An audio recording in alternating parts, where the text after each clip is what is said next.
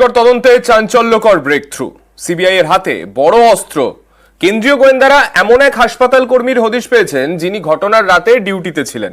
তিনি civic volunteer Sanjay রায়কে seminar হলে ঢুকতেও দেখেন। এই গ্রুপ ডি কর্মীর গোপন জবানবন্দি নিতে চলেছে সিবিআই, যার জেরে ধর্ষণ খুনের মামলা আলাদা একটা ভিত্তি পাবে। গোপন জবানবন্দির ভিত্তিতে দেওয়া হবে রিপোর্টও।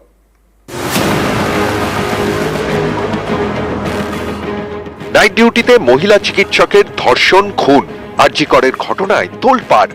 কলকাতা হাইকোর্টের নির্দেশে তদন্ত করছে সিবিআই।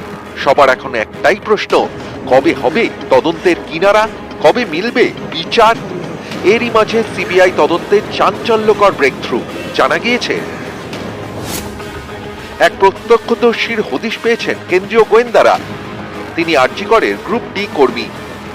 সিবিআইয়ের দাবি ঘটনার রাতে ডিউটিতে ছিলেন। ধৃত সঞ্জয় রায়কে সেমিনার হলে ঢুকতে এবং বেরোতে দেখেন। এই কর্মীর বয়ানই এখন সিবিআইয়ের বড় হাতিয়ার। তার গোপন জবানবন্দি করাতে চাইছেন কেন্দ্রীয় গোয়েন্দারা, যার জেরে ধর্ষণ খুনের মামলা ভিত্তি পাবে। গোপন জবানবন্দির ভিত্তিতে দেওয়া হবে রিপোর্টও।